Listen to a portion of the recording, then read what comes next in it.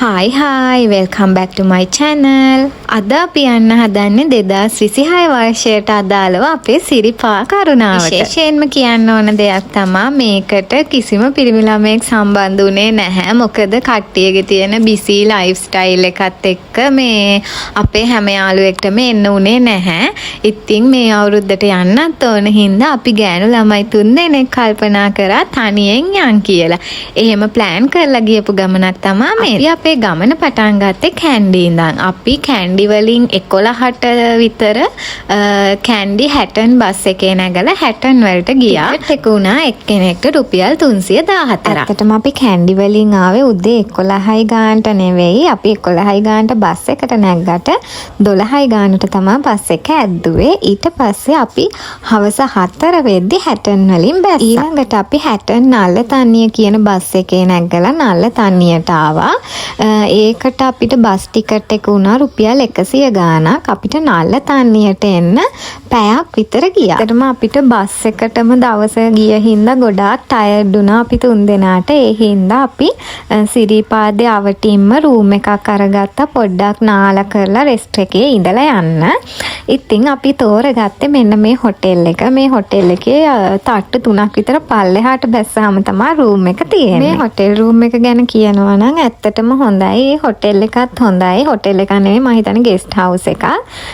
Room ටුර් එකක් ගියොත් මේ විදිහට තමයි තියෙන්නේ. අපි 3 දෙනෙක් හින්දා අපි 3 දෙනාට දුන්නේ ඩබල් බෙඩ්ස් දෙකක් තියෙන රූම් එකක්. මේකේ ලොකු බාත්රූම් එකක් තිබ්බා. ඒ වගේම ඒ බාත්රූම් එක හරිම ක්ලියර් එකට තිබ්බා. හොට් වෝටර් තිබ්බා.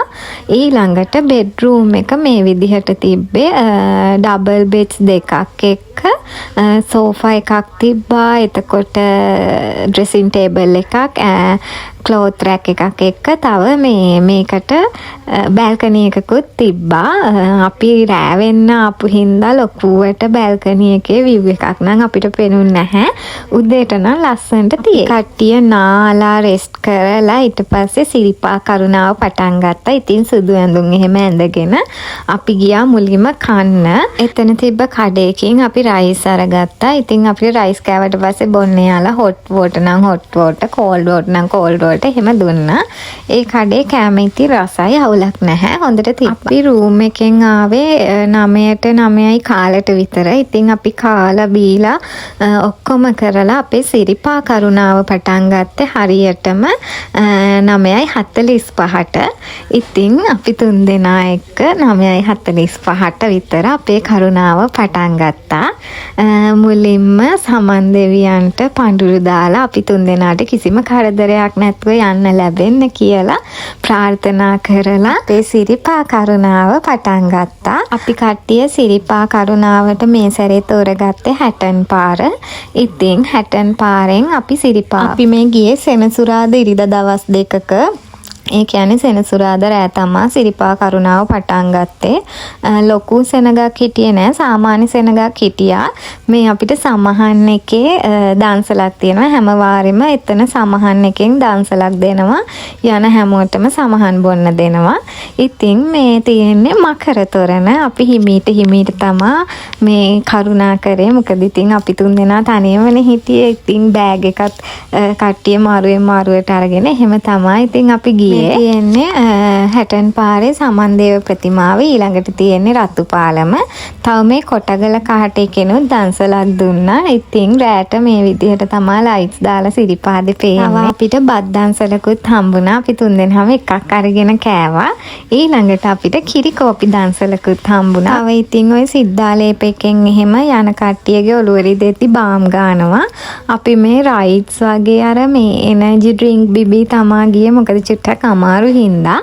මේ තියෙන්නේ හැටන් පාරේ සීත ගඟුල. මෙතන නම් මිනිස්සු විනාශ කරලා තිබ්බේ දෙහි කප දාලා. සීත ගඟුල කියන්නේ හරිය පිරිසිදු වතුර තියෙන තැනක් ඉස්සර කාලේ නම්. හැබැයි මිනිස්සුන්ගේ තියෙන එක ඇක්ටිවිටීස් නිසා ඒක හරිම මේ අපිරිසිදු වෙලා තියෙන්නේ. සීත ගඟුලේ තියෙන සමන්දේව ප්‍රතිමාවටත් පඳුරු දාලා එම අපේ කරුණාව පටන් ගත්තා. මේ තියෙන්නේ හැටන් පාරේ ඉන්දිකටු පාන.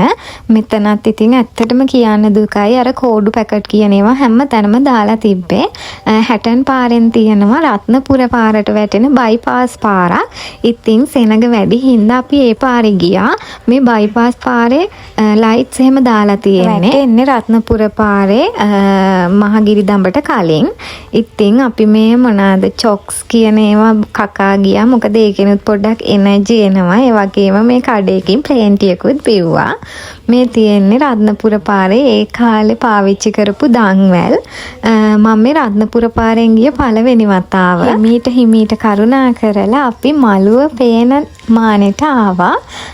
සෙනඟ ගොඩක් හිටියා. අපිට හිතුණ හොඳ වෙලාවට අපි අර බයිපාස් පාරෙන් රත්නපුර පාරට දාලා ආවේ කියලා. මොකද නැත්තම් අපිට එන්න වෙන්නේ නැහැ. අපි උඩමළුවට එද්දී ඇති පාන්දර 2-3ට විතර. උඩමළුවේ නම් වීඩියෝස් ගන්න දෙන්නේ නැහැ. හැමදාම වගේ මම සිරිපාදේ එද්දි ගෙදරින් ලොකු හඳුන්කූරු පැකට් එකක් අරගෙන එනවා. ඉතින් එහෙම අරගෙන ඇවිල්ලා මම ඒ හඳුන්කූරු පැකට් එක හැමදාම වගේ හැම වාරයකම පත්තු කරනවා. ඉතින් මේ සැරේත් මේ වාරෙත් මම ඒ විදිහටම කරලා අපි කරුණා කරන්න පටන් ගත්තා පහලට. ඒ ගමන් අපිට ඉර සේවය බලන්නත් පුළුවන්කම ලැබුණා. මළුවේ ඉඳගෙන ඉර සේවය බැලුවේ නැහැ. මොකද එතකොට අපි වර මේ ට්‍රැෆික් එකකට වගේ අහු වෙනවනේ කට්ටියම අර එතන ඉඳලා එකපාරට බහින්න ගත්තා. ඒ හින්දා අපි මේ මහගිරි දඹ හරියේ ඉඳන් වගේ තමයි ඉර සේවය බැලුවේ. ඇත්තටම මම මේ පළවෙනි පාරට ඉර සේවය දැක්කේ. ලස්සන දර්ශනයක්.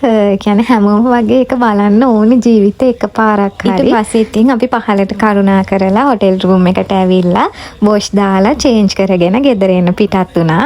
මම කැන්ඩි වලට ගිහින් තමයි ගෙදර ආවේ. ඒ එන අතරතුර අපි හැටන් වල තියෙන හැමදාම මම කන්න යන හින්දු මහල් හෝටලයට ගියා මේ සැරේත් රයිස් ඇන් කරි කන්න. මේ විදිහට තමයි යාළගේ රයිස් ඇන් කරි එක තිබ්බේ. තව යාළ රසම් එකක් දෙනවා. ඒකත් බීලා කෑම එකත් කාලා එන්න පිටත් වුණා. හැටන් කොළඹ බස් එකේ නැගලා ගෙදර ආවා. අනිත් නංගිලා දෙන්න නුවර ගියා. ওই විදිහට තමයි 2026 මගේ සිරිපා කරුණාව තිබ්බේ. අලුත් වීඩියෝ එකකින් හම්බෙමු. Thanks for watching. Bye bye.